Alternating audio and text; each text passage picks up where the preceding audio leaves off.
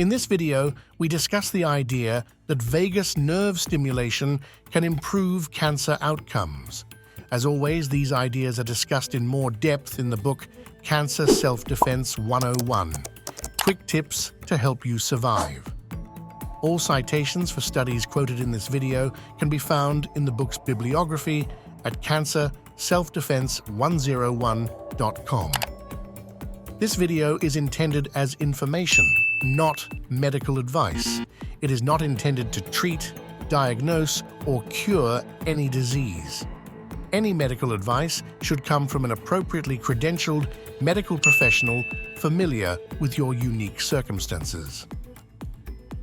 The vagus nerve is also known as the wandering nerve. It is the longest of the 12 cranial nerves and the longest in the autonomic nervous system. The autonomic nervous system acts largely unconsciously and regulates bodily functions, such as heart rate, digestion, respiration, pupil response, urination, and sexual arousal. Vagus nerve stimulation induces many anti-cancer effects, including reduction of oxidative stress and inflammation, inhibition of the pro-tumorigenic sympathetic nervous activity, and immune modulation.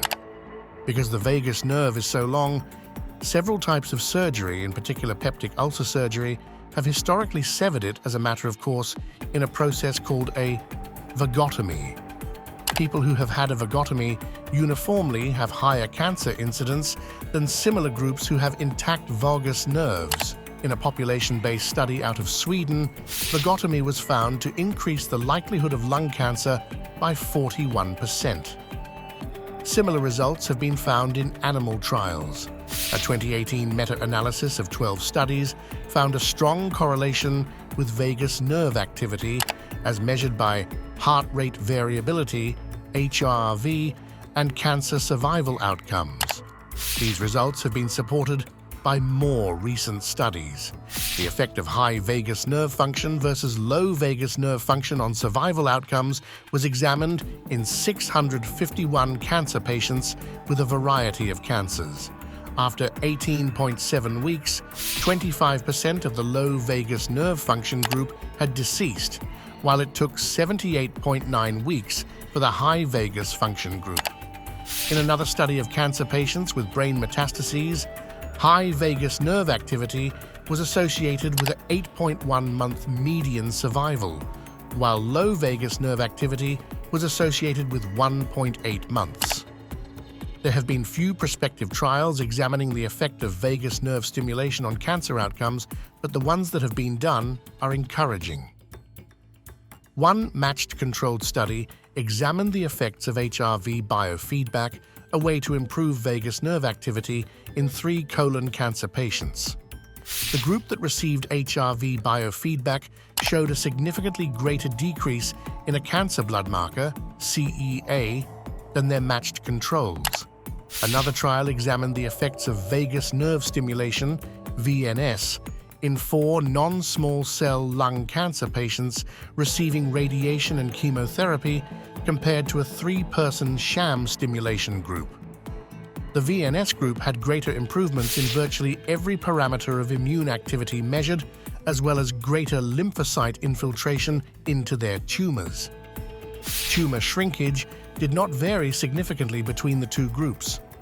The device used to stimulate the vagus nerve stimulation was Parasim, attached to the tragus of the left ear, set to at a pulse width of 200 nanosecond and pulse frequency of 25 Hz.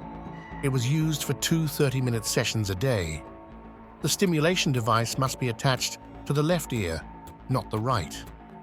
Placement of a vagus nerve stimulation device on the tragus. Other devices used to stimulate the vagus nerve include the gamma core, and an ear clip attached a TENS device able to achieve the parameters in the above-mentioned study. Other ways to stimulate the vagus nerve include vagal maneuvers.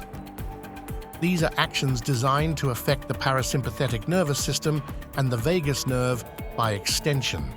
Some vagal maneuvers include diving reflex, Place your face in ice-cold water for at least 15 seconds. Muller's maneuver. Inhale with the mouth closed and nostrils plugged, leading to a collapse of the airway. Valsalva maneuver. First described 300 years ago as a way to expel pus from the ear, the Valsalva maneuver is performed by pinching the nose shut, closing the mouth, and trying to exhale for 10 to 15 seconds. This affects the pressure in the sinuses and inner ears. There is also the modified Valsalva maneuver, which involves holding the legs 45 degrees above the head, breath holding, for 20 to 60 seconds. Carotid sinus massage. This is a massage just performed with the fingers, but its description is fairly detailed and it is normally performed by a physician. Vagus nerve stimulation has also shown promise for many other conditions beside cancer. It's FDA approved for epilepsy and treatment-resistant depression.